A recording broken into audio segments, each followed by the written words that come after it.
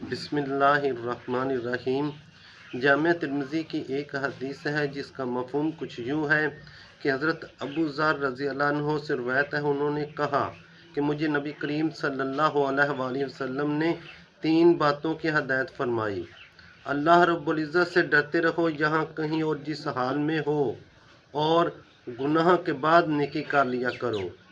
نیکی اسے مٹا دے گی، اور لوگوں کے ساتھ حسن سلوک کا برتاؤ کرو۔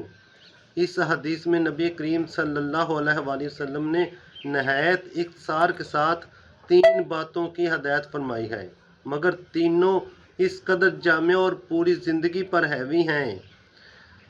اصلاح و تربیت کے نقطہ نظر سے یہ طریقہ انتہائی نفسیاتی اور حکیمانہ ہے۔ پہلی ہدایت یہ ہے کہ آدمی ہر حال میں اللہ رب العزت کا تقوی اختیار کرے۔ آدمی جہاں کہیں ہو، جس حال میں ہو، جس زمانے میں ہو، جس مجلس میں ہو یا تنہائی میں ہو، رات کی تاریکی میں ہو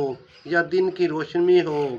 غفران شباب کے ایام ہوں یا بڑھاپے کا عالم ہو، حالات خوشگوار ہوں یا سخت اور سنگین، مرض کی کیفیت ہو یا صحت و تندرستی کا دور، ناداری ہو یا خوشحالی، نفع کا معاملہ ہو یا نقصان کا، ذاتی معاملہ ہو یا اجتماعی، کسی سے جڑنا ہو یا کٹنا ہو، اپنا حق لینا ہو یا دوسرے کا حق دینا ہو، بڑے سے بڑا معاملہ ہو یا چھوٹے سے چھوٹا،